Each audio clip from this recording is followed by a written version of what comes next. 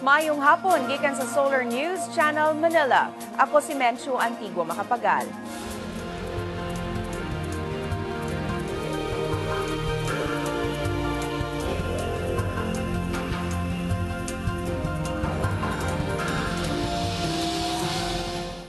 Ani ang mga balita alang sa Kabisayan ug Mindanao.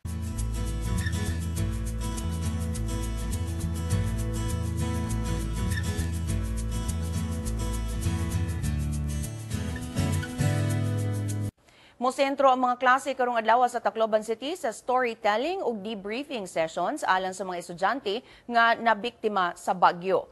Matod sa mga magtutudlo, nahimong emosyonal ang mga bata atol sa ilang mga debriefing sessions. Gani ang ubang mga bata may drawing sa ilang mga ginikanan ug mga paryente nga nangalunod sa baha dala sa storm surge.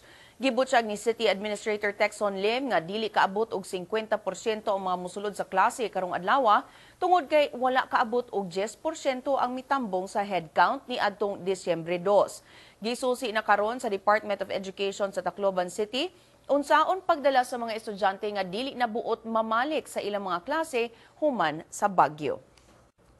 Mipadala og mga panday ang Interfaith Forum sa Zamboanga del Sur ngadto sa Palo Leyte aron pagtabang pagtukod og balik sa simbahan, kapilya ug kabalayan nga naguba sa bagyong Yolanda. Atong sayro ng detalye pinaagi ni Jong Kajon. Jong?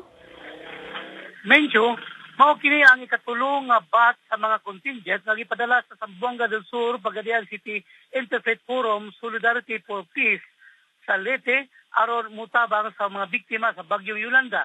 Migikan alas 9 kagabi ang contingent nga gilangkuban sa 60 ka tawo lakip na ang mga hanas sa konstruksyon kinsa mao'y mutukod ug balik sa mga nagubang kapilya, simbahan ug kabalayan. Matod ni Interfaith Secretariat Information Officer Frey Reyes, ang contingent gilangkuban sa tribe people sa Pagadian City ug Zamboanga del Sur ang mga Christian, Muslim ug Tubanon tribes.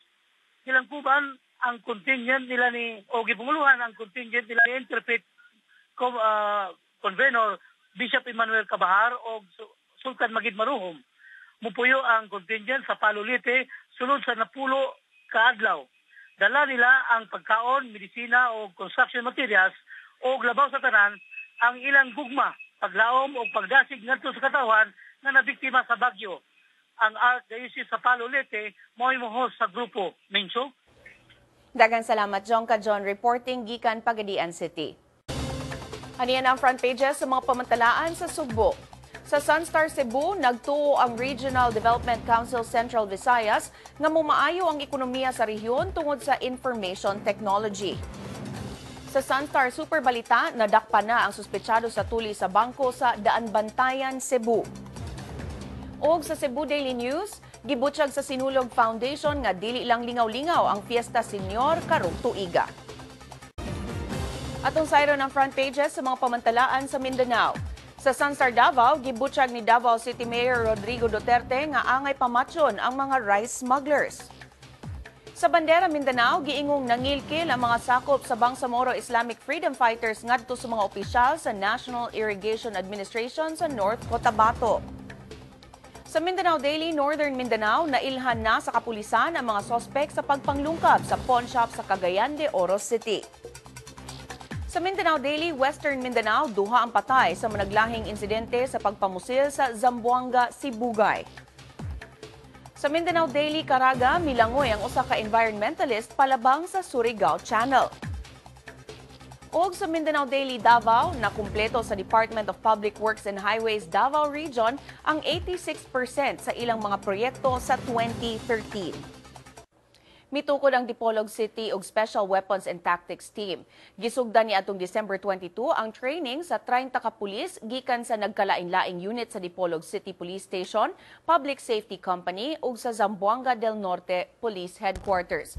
Gibutyag ni Zamboanga del Norte Provincial Police Director Senior Superintendent James Mejia nga gikinahanglan na ang pag-upgrade sa kaandam sa kapulisan sa pagbatok sa kriminalidad. Apan gibutyag sa kapulisan nga ubos ang crime rate sa Zamboanga del Norte. Kung bot ninyo matanaw pag-usabang episode karon sa Solar News Cebuano, i-like ang among Facebook page, Solar News Cebuano. Bisitahi sabang among website www.solarnews.ph. Alang sa inyong mga sugyot o komentaryo, mahimo sab ninyo kining email sa solarnewscebuano@solartv.ph. Og mao kadto ang Solar News Cebuano. Hangtod og mapuhon, ako si Menchu Antigua Macapagal. Daghang salamat ug pag-amping Kabisayan ug Mindanao.